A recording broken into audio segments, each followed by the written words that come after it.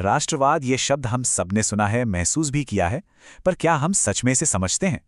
पता है, ये एक इतनी पावरफुल फीलिंग है जिसने हमारी दुनिया को शेप दिया है, देश बनाए हैं और बड़े-बड़े एम्पायर्स को तोड़ दिया है। तो आज हम इसी पावरफुल आइडिया की परतों को खोलकर देखेंगे।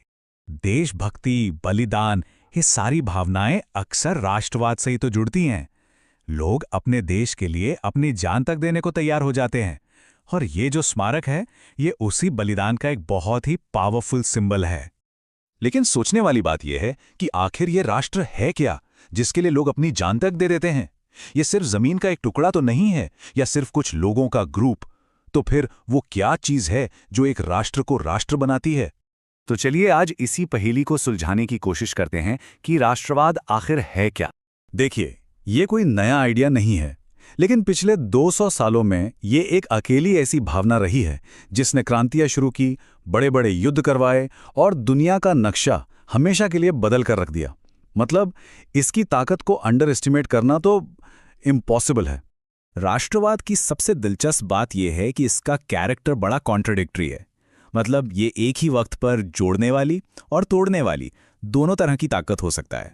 सोचिए, एक ही थियरी के दो बिल्कुल ऑपोजिट रिजल्ट्स। एक तरफ इसी राष्ट्रवाद ने जर्मनी और इटली जैसे देशों को एक किया, छोटी छोटी रियासतों को मिलाकर एक मजबूत देश बनाया।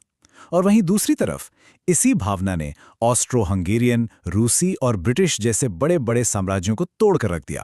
तो जब राष्ट्रवाद इतनी पावरफुल फोर्स है, तो ये समझना बहुत जरूरी हो जाता है कि एक राष्ट्र बनता कैसे है।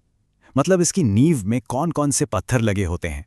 ये समझना जरूरी है कि एक राष्ट्र एक परिवार जैसा नहीं होता जहां सब एक दूसरे को पर्सनली जानते हैं। ना ही ये कोई कबीला है जो खून के रिश्तों पर टिका हो। ये कुछ और ही है, कुछ बहुत बड़ा। तो फिर क्या चीज है जो इतने सारे लोगों को एक साथ बांधकर रखती है? सबसे पहली और शायद सबसे जरूरी चीज है एक साझा विश्वास, अ शेयर्ड बिलीफ। एक राष्ट्र असल में तब तक एग्जिस्ट करता है जब तक उसके मेंबर्स ये मानते हैं कि वो सब एक हैं, एक कलेक्टिव यूनिट का हिस्सा हैं। इसे इमेजिन्ड कम्युनिटी भी कहते हैं। अब इमेजिन्ड इसलिए नहीं कि यह नकली है, बल्कि इसलिए कि इसके सारे सदस्य कभी एक दूसरे से मिलेंगे नहीं, फिर भी उनके मन में एक दूसरे के लिए अपनेपन का एक गहरा एहसास होता है। दूसरा इंपॉर्टेंट एलिमेंट है इतिहास। एक राष्ट्र अपने लिए एक कहानी बनाता है, साझी यादें, हमारे हीरोज, हमारे संघर्ष, हमारी जीत, इन सब की एक कहानी। यही शेयर्ड पास्ट लोगों को एक दूसरे से जोड़ता है और उन्हें एक परमानेंट आइडेंटिटी का एहसास दिलाता है।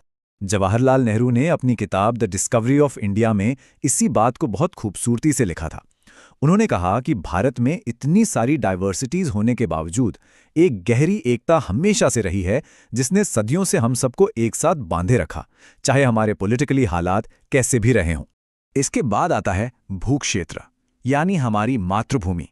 एक राष्ट्र की पहचान अक्सर जमीन के एक खास टुकड़े से जुड़ी होती है, और यह सिर्फ एक जियोग्राफिकल एरिया नहीं होता, बल्कि इसके साथ एक इमोशनल कनेक्शन होता है।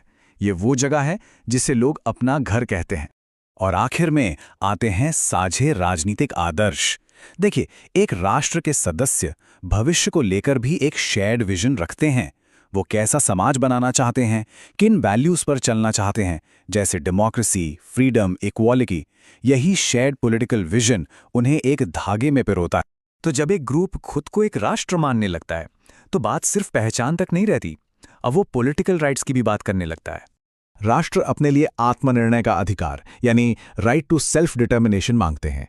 इसका सीधा सा मतलब है कि वो अपना शासन खुद करना चाहते हैं, अपने फैसले खुद लेना चाहते हैं और दुनिया में एक इंडिपेंडेंट पॉलिटिकल स्टेट के तौर पर अपनी पहचान बनाना चाहते हैं। इसका एक बहुत ही रेलेवेंट एग्जाम्पल हमें स्पेन में बास्क देश में देखने को मिलता है। ये एक ऐसा इलाका है जहां एक बहुत मजबूत राष्ट्रवादी आंदोलन दशकों से इसी आत्मनिर्णय की मांग कर रहा है। अब जो बास्क राष्ट्रवादी हैं, वो अपने दावे के लिए कई आर्ग्यूमेंट्स देते हैं। वो कहते हैं कि उनकी भाषा और कल्चर स्पेन से बिल्कुल अलग है, उनका अपना एक अलग ज्योग्राफिकल रीजन है और उनकी ऑटोनॉमी मतलब स्वायत्तता का एक लंबा इतिहास रहा है।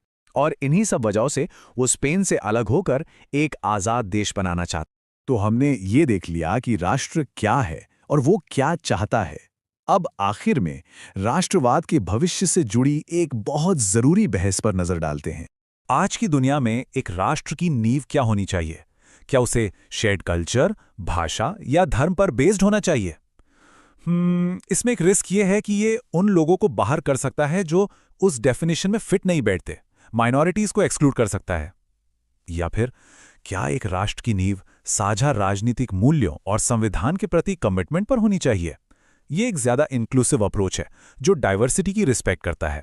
और इसी सवाल के साथ हम आज की ये चर्चा खत्म करेंगे। सोचिए, एक ऐसी दुनिया में जो इतनी ज़्यादा कनेक्टेड होती जा रही है, नेशनल आइडेंटिटी का आधार क्या होना बेहतर है? हमारी विरासत और हम कौन हैं, या हमारे आदर्श और हम क्या बनना चाहते हैं? इस पर सोचना वाकई बहुत ज़रूरी है।